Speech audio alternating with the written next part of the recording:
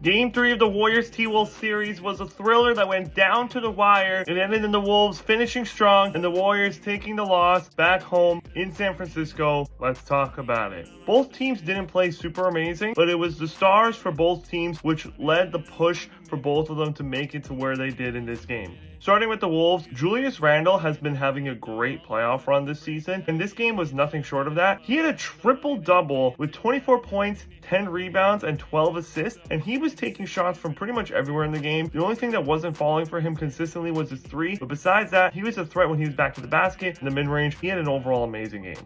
Anthony Edwards, until that third quarter, was really struggling, but he finally had a good game in this series, and he had 36 points, and in that fourth quarter, he was hitting clutch, difficult, tough shots from three, at the basket. Whatever you wanted from Anthony Edwards, he was giving it to you, and the Timberwolves really needed him to get that win. On the Warriors side, Jimmy Butler and Jonathan Kuminga, they came to play, and they put all their heart and effort into this game, but unfortunately, it just wasn't enough. Jimmy Butler, from the get-go, was looking to score the ball, and it was something that Warriors fans have been wanting to see this entire round. He had 33 points, 7 rebounds, 7 assists, and he was hitting shots from everywhere. Unfortunately, in that fourth quarter, he couldn't do it on his own, and it just fizzled out. This was not Jonathan Kuminga's career high in points, but I think it was his career best game. He was doing everything that the Warriors needed from him this game. He had 30 points, and again, I think it was his best game of his career. Unfortunately, it just wasn't enough, but I think the Warriors may have found that Jonathan Kuminga has his confidence back. That could be a huge factor in Game 4.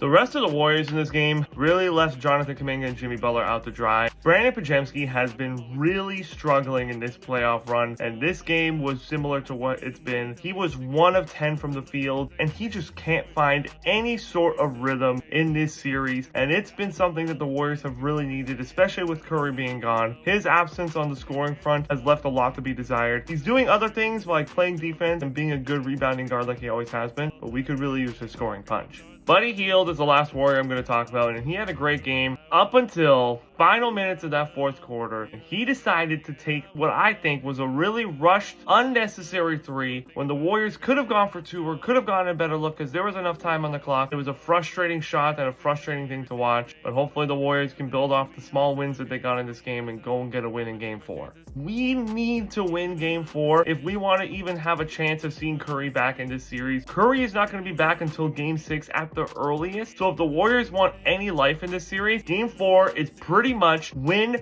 or go home for the Warriors, and I'm looking for a big performance from all of them. But we'll see what happens. Follow me at It's Golden State J on all social platforms for more Warrior updates.